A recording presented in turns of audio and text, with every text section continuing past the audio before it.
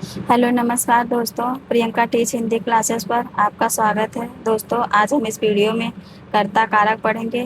जो इसकी पहली वीडियो थी उसमें हम कारक के सामान्य परिचय को देख लिए थे, कारक के कितने भेद हैं, उनके विभक्ति चिन्हों को भी देख लिए थे। आज हम इसमें जो पहला भेद हमारा होता है, जैसा कि आप सब जानते हैं हमारा कारक 8 होता है और उन 8 विभक्तियाँ भी होती हैं।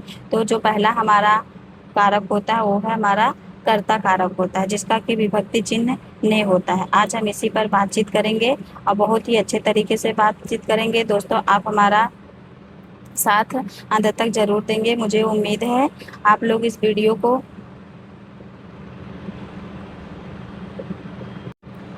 अगर आपको यह वीडियो पसंद आए दोस्तों तो ये कमेंट जरूर आप लोग करेंगे। और हम आज कर्ता कारक पर चर्चा करेंगे। कर्ता कारक का प्रयोग कहाँ पर होता है, कर्ता कैसे किसे कहते हैं, उसका प्रयोग कहाँ कहाँ नहीं होता है। इससे भी संबंधित हमसे परीक्षाओं में प्रश्न आ जाते हैं कि कहाँ पर कर्ता कारक का प्रयोग नहीं होता है। तो अगर आप इस वीडियो को देखे रहेंगे दोस्तों तो परीक्षा में आप जरूर सही कर लेंगे। तो चलिए हम पढ़ लेते हैं कर्ता कारक। जैसा कि हम जानते हैं कि कर्ता कारक का विभक्ति चिन्ह ने होता है। आप सब याद करके आए होंगे, कर्ता ने कर्म को करण से द्वारा, इस तरह से जो हमारी 8 कारक हैं और उनकी विभक्तियां हैं साथ में आप सब याद करेंगे ताकि कंफ्यूजन ना हो। तो कर्ता कारक की जो विभक्ति चिन्ह होता है वो ने होता है। वाक्य में जो शब्द काम करने वाले के अर्थ में आता है उसे हम कर्ता कहते हैं। अब कर्ता किसे कहते हैं? कर्ता का अर्थ जो कार्य करता हो। जैसे कि आप वीडियो देख रहे हैं, आप वीडियो कौन देख रहा है? आप देख रहे हैं। तो कर्ता कौन हुआ? आप हुए। मैं पढ़ा रही हूँ तो पढ़ा कौन रहा है आपको? मैं पढ़ा रही हूँ। तो कर्ता क्या हुआ? मैं हुई। उसी तरह से जो भी कोई कार्य करता है उसे हम कर्ता कहते हैं। जैसे यहाँ पर दिया गया मोहन खाता है। अब खाने का कार्य कौन कर रहा है? मोहन कर रहा है। तो यहाँ पर कर्ता कौन हुआ? मोहन हुआ। इस वाक्य में खाने का काम कौन कर रहा है दोस्तों? तो मोहन कर रहा है। अतः कर्ता यहाँ पर मोहन है। इसकी 2 विभक्तियां हैं, ने है और इस तरह से जैसे जीरो की तरह से हम लिखते हैं, ये हमारा है। संस्कृत का कर्ता ही हिंदी का कर्ता कारक है। यानी जो संस्कृत का कर्ता वही हिंदी का कर्ता कारक है। वाक्य में कर्ता का प्रयोग 2 रूपों में होता है। अब आपसे प्रश्न में सीधे पूछ लेता है कि कर्ता का प्रयोग हम कितने रूपों में करते हैं। ऑप्शन में दे देगा 2, 3, 4, 5। तो आप तुरंत उत्तर दे सकते हैं कि कर्ता कारक का प्रयोग हम 2 रूपों में करते हैं। कौन कौन सा होता है 2 रूप? अभी हम देखते हैं।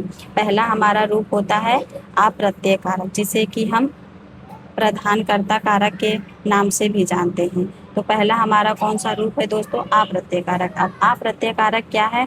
वह कारक जिसमें ने विभक्ति नहीं लगती है।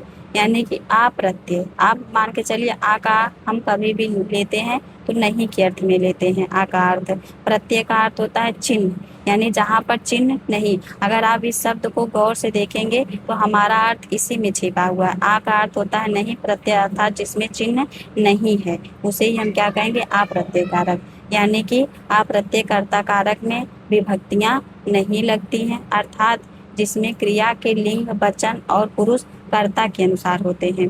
इसकी जो क्रिया होगी वह कर्ता के अनुसार चलेगी। अगर कर्ता स्त्रीलिंग में है तो क्रिया भी स्त्रीलिंग होगी, अगर कर्ता पुल्लिंग है तो क्रिया भी पुल्लिंग में होगी। तो यानी कि जब कर्ता के अनुसार क्रिया चले तब वहाँ पर हमारा अप्रत्यय कारक होता है। यहाँ पर विभक्ति चिन्ह, विभक्तियाँ नहीं लगती हैं। इसे हम प्रधान कर्ता कारक भी कहते हैं। तो इतनी बात आपको समझ में आ गई है। ठीक है, अब हम आगे चलते हैं। आगे हमारा क्या कहता है? उदाहरण के रूप में जैसे मोहन खाता है, तो यहाँ खाता है क्रिया है, यानी खाना क्रिया है जो कर्ता मोहन के लिंग और वचन के अनुसार है। अगर हम यहीं पर मोहन के जगह राधा लेते हैं, राधा खाती है, तो जैसे ही राधा स्त्रीलिंग में है, कर्ता स्त्रीलिंग में हुआ, उस तुरंत हमारी जो क्रिया है वह हमारी स्त्रीलिंग में हो गई, यानी कि राधा खाती है। इस तरह से हो गया। पहले का हमारा क्या था? मोहन खाता है। तो यही कहा गया है दोस्तों, जब कर्ता के अनुसार क्रिया चले, जब कर्ता के अनुसार क्रिया परिवर्तित हो तो वहाँ पर हमारा अप्रत्यय कर्ता कारक होगा। अप्रत्यय अर्थात जिसमें विभक्ति नहीं होती। अब यहाँ पर आपको कोई विभक्ति दिखाई दे रही है? मोहन खाता है, नहीं। अगर इस तरह से होता मोहन ने खाना खाया तो हमने क्या हो गई? विभक्ति हो गई, परंतु कर्म भी तो साथ में आया तो हमारा दूसरा हो जाएगा। जैसे कि हम सा प्रत्यय के नाम से जानते हैं। अभी हम आगे पढ़ेंगे। अब हम क्या पढ़ लिए, आप एक बार रिवीजन कर लीजिए। आप प्रत्यय पढ़े। आप प्रत्यय में विभक्ति नहीं लगती है, इसकी जो क्रिया होती है वह कर्ता के अनुसार होती है। अब इसी के विपरीत यानी दूसरा जो हमारा होगा वह सा प्रत्यय होगा। क्या होगा हमारा, सा प्रत्यय, जिसे कि हम अप्रधान कर्ता कारक भी कहते हैं। अब सा का अर्थ होता है सहित प्रत्यय अर्थात चिन्ह, यानी जिसमें चिन्ह सहित होगा वह हमारा कर्ता असा प्रत्यय कर्ता कारक, जिसमें चिन्ह नहीं होगा वह हमारा अप्रत्यय होगा। तो आपको समझ आ गया होगा। इसके विपरीत यानी पहला जो हम देख चुके हैं, उसके विपरीत जहाँ क्रिया के लिंग, वचन और पुरुष कर्ता के अनुसार ना होकर कर्म के अनुसार होते हैं, वहाँ ने विभक्ति लगते इसे व्याकरण में सा प्रत्यय कर्ता कारक कहते हैं। अर्थात सा प्रत्यय कर्ता कारक में ने विभक्ति चिन्ह लगेगा और इसकी जो क्रिया होगी वह कर्ता के अनुसार ना चलकर बल्कि कर्म के अनुसार होगी, वहीं पर हमारा सा प्रत्यय कारक होगा। इसे हम अप्रधान कर्ता कारक के नाम से भी जानते हैं। जैसे यहाँ पर उदाहरण दिया गया है,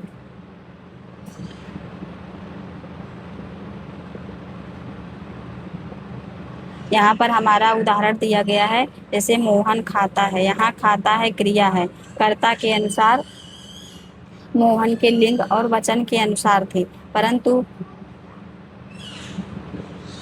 यहाँ पर 2 बार रिपीट हो गया दोस्तों। यहाँ पर हम देखते हैं दूसरा हमारा क्या था, सा प्रत्यय कारक। इसके विपरीत जहाँ क्रिया के लिंग, वचन और पुरुष कर्ता के अनुसार ना होकर कर्म के अनुसार होते हैं, वहाँ ने विभक्ति लगती है, इसे व्याकरण में सा प्रत्यय कर्ता कारक कहते हैं या फिर अप्रधान कर्ता कारक भी कहा जाता है। सा प्रत्यय यानी कि चिन्हों के सहित, सा प्रत्यय कारक में चिन्ह भी रहेगा, ने जो चिन्ह रहेगा हमारा वह भी रहेगा, और जो इसकी क्रिया होगी वह कर्ता के अनुसार ना होकर कर्म के अनुसार होगी। बस दोनों में यही अंतर है। आ प्रत्यय में हमारा क्रिया कर्ता के अनुसार चलेगी और सा प्रत्यय में जो क्रिया वह कर्म के अनुसार चलेगी। आ प्रत्यय में हमारा कर्ता कारक चिन्ह जो ने है वह नहीं चलेगा। सा प्रत्यय में कर्ता कारक चिन्ह ने का प्रयोग हम लेंगे। तो जैसे उदाहरण दिया गया, श्याम ने मिठाई खाई है।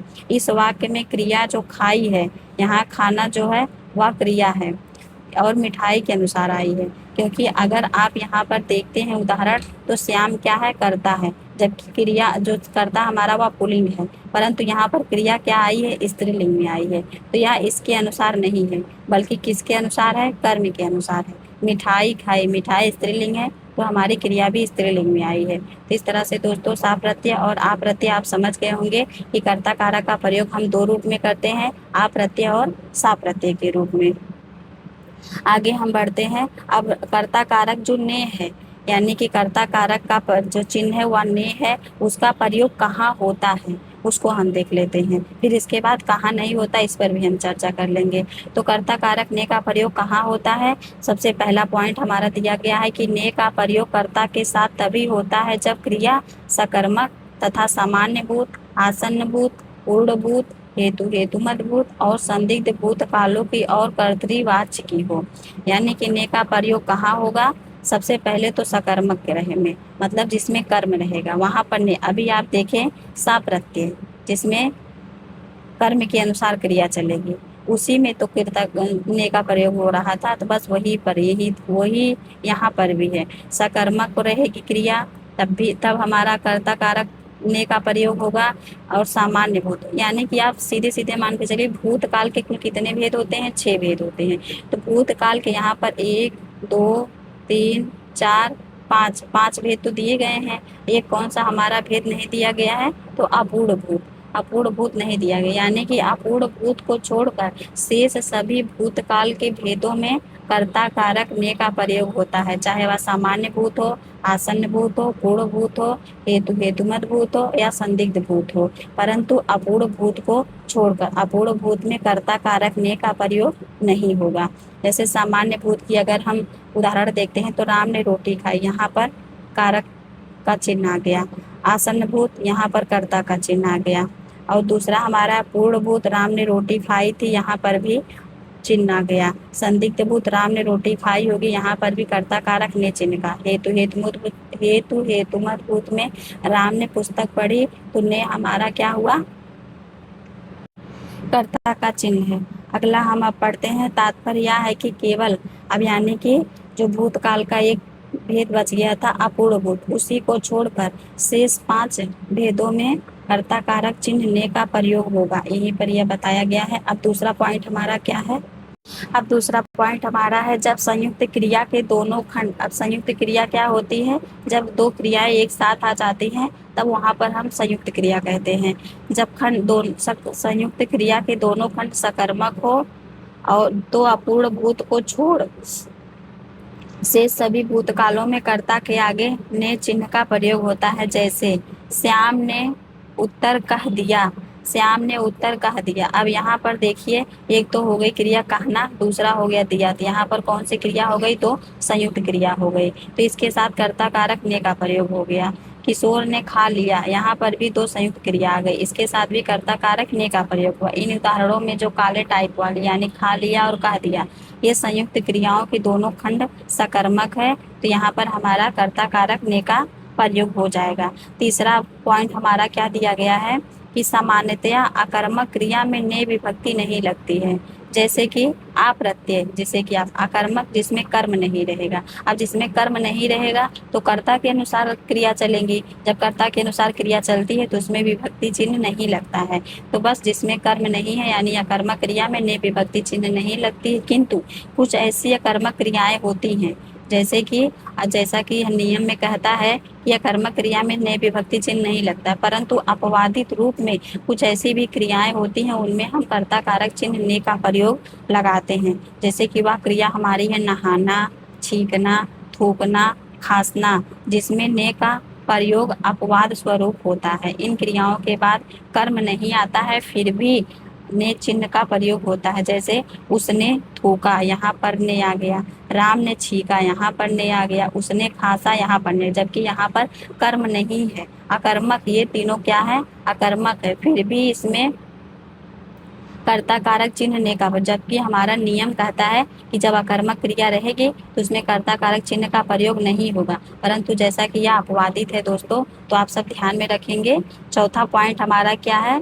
जब अकर्मक क्रिया सकर्मक बन जाए। अब अकर्मक से जैसे ही सकर्मक बनेगी तो उसमें कर्म हो जाएगा। अब कर्म के आते ही क्रिया कर्म के अनुसार हो जाएगी। अब जब क्रिया कर्म के अनुसार हो जाएगी तो हमारा जो विभक्ति चिन्ह है वो जरूर नहीं लगेगा। तो बस यही बात कही गई कि जब अकर्मक क्रिया होगी वह सकर्मक बदल जाएगी तब ने का प्रयोग होता है, अन्यथा नहीं। जैसे उसने टेढ़ी चाल चली, उसने लड़ाई लड़ी थी, यहाँ पर उसने, यहाँ पर भी उसने। यहाँ पर जैसे ही अकर्मक क्रिया सकर्मक में बदल गई तो कर्ता कारक ने चिन्ह का प्रयोग होने लगा।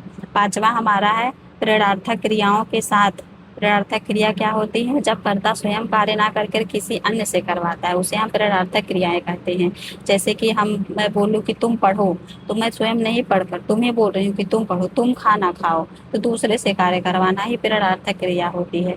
अपूर्ण भूत को छोड़ शेष सभी भूतकालों में ने का प्रयोग होता है। जैसे मैंने उसे पढ़ाया, उसने 1 रुपया दिलवाया। वह खुद रुपया नहीं दिया बल्कि किसी से दिलवाया। तो यहाँ पर प्रेरणार्थक क्रियाओं के साथ अपूर्ण भूत को छोड़कर, परंतु वह जो वाक्य होगा वह अपूर्ण भूत में ना रहे बल्कि किसी भी काल में रहे, किसी भी भूतकाल के भेदों में रहे, तो उसमें हमारा ने का प्रयोग होगा।